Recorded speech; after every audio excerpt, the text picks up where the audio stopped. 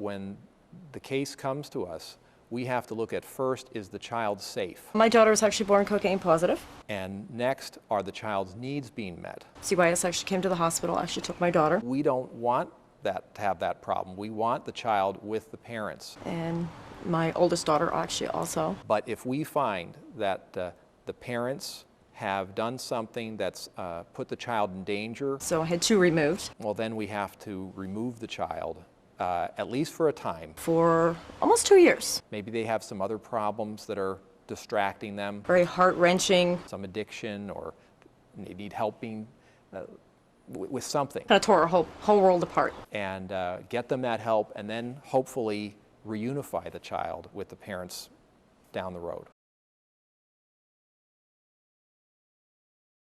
Neither one of us knew what to expect. When we first meet with a family, we are looking to see that the basic needs of the child are being met. Put on the spot, you know, why did you do this? And what were you thinking, you know? We work with different kinds of families. Our first caseworker was actually really nice. We work with families, different races, different economic backgrounds. She actually hooked us up with resources that we could use to, you know, like places to go for, you know, different help if we needed help. We work with families, like specific issues that we work with, drug and alcohol involvement, mental health involvement, if a child is not going to school. I was going through a situation where I was getting what I needed as far as it goes, like my daily living stuff, like food and clothes and all that, but I was being abused. The situation in the home has to be out of control. I left the situation and ran away and went to a friend's house. There has to be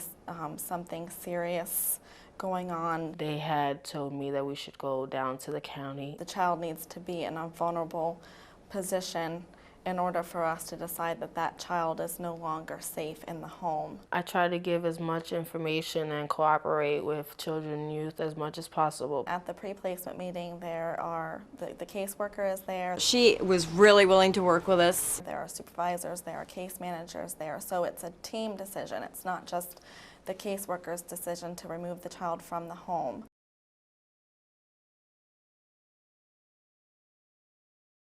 I was scared because people I didn't know were kind of grabbing me and taking me out of the house. The role of the court, once the child comes into care, is to oversee that child and what is happening in the case. When the case comes to us, we have to look at first, is the child safe? And next, are the child's needs being met? I knew something was wrong in the family and the chemistry and everything wasn't right, but I didn't know who these people were that would take me out. To the family, the court's a stranger. We understand that. But it's our job, and we take it very seriously, that we need to protect this child. Coming into care was, you know, it was better than where I was before. It would have been a Thursday that they were actually officially taken, and then it was the following Tuesday, which was only a few days later, that we were in court. A hearing must occur within 72 hours of that child being removed from the home. And at that hearing, it's just presented to the court as to why that child was put into foster care. If it's determined at that hearing that the child is going to remain in care, then within 10 days an adjudication hearing has to occur. And at the adjudication hearing, that's when parents have attorneys that are assigned to them by the court. And at that hearing, then again, it's also determined whether or not the child will stay in foster care, and the court's going to continue to oversee the case. One of the things that parents should expect from their attorneys is to help them decide whether or not they should go with a hearing or make some other agreement resolving the matter. And that could take the form of agreeing that they would participate in certain services with children and youth, that perhaps they would make an agreement that the child could return home or stay at home, and that the parents would participate and let children and youth come in, or other service providers come into their house and help them. Or it could mean that the parents would agree that the child could be removed from their home, and that they would agree to undergo certain services and participate in those services, with the idea that hopefully sooner rather than later the child would be returned to them. So these are things that the court might end up ordering anyway, but the point is if the parents make an agreement to that, they have more control over it. It gives them more a hand in deciding what happens. And so you have to remember, the court only decides things when people can't decide them for themselves.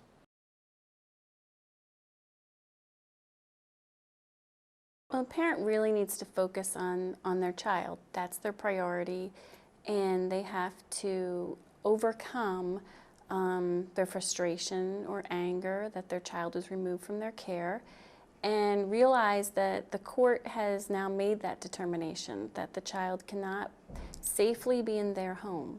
So they need to prioritize and work together and learn how to parent and protect in a way that their child can be returned to them safely.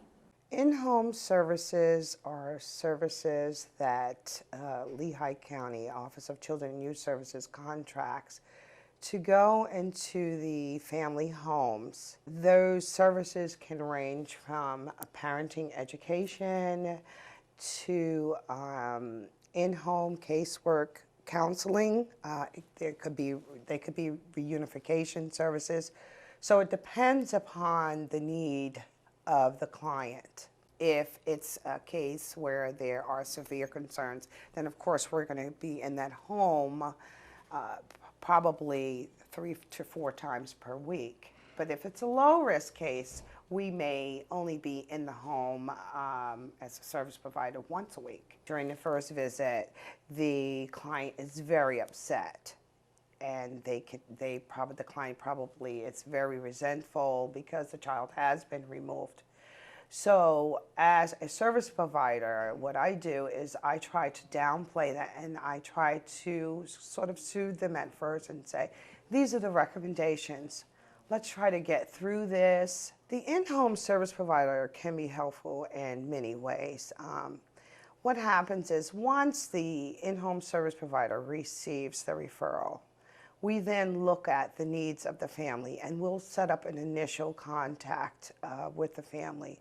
And we'll go through the family dynamics and just assess what the needs may or may not be.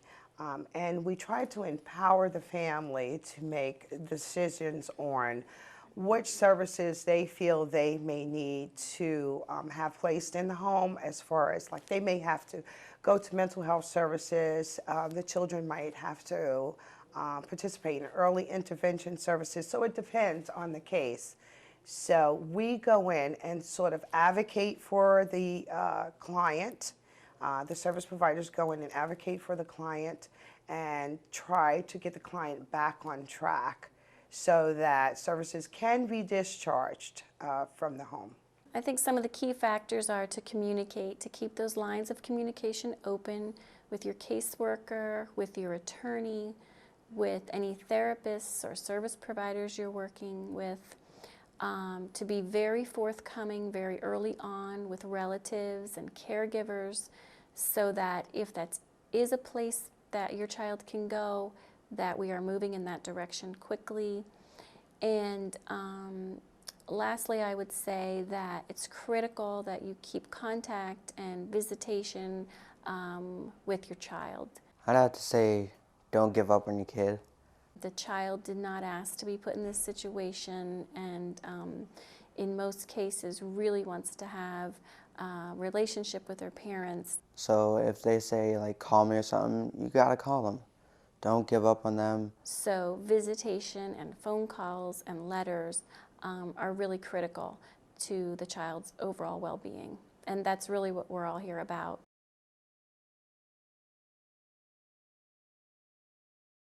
The purpose of a family group conference would be keeping a child within the family, bringing those family and support systems together to make those decisions would hopefully find a way to keep the children within the family network. Family group is different because we are bringing the family together to make a plan, to derive a plan, as opposed to the agency imposing a plan onto the family.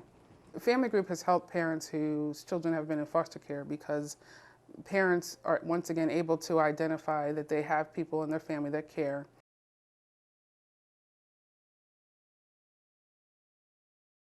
The law requires that once children are in foster care for a period of 12 months, that the agency needs to establish a permanent plan for the child. So we did that, and we had our first overnight visitation, which went really well. And should the child remain in foster care for a period of 15 out of the last 22 months, the agency is required to petition Orphans Court for a petition of termination of parental rights. And within a couple of weeks after that, I guess probably maybe a month after that, we ended up with like having the girls all weekends. In those situations, parents could lose their rights permanently and the child could be placed for adoption. And then we went with that, and then all of a sudden one day she says, okay, we're returning the girls home on such and such a day. So it's really imperative that parents move quickly to have their children returned to them.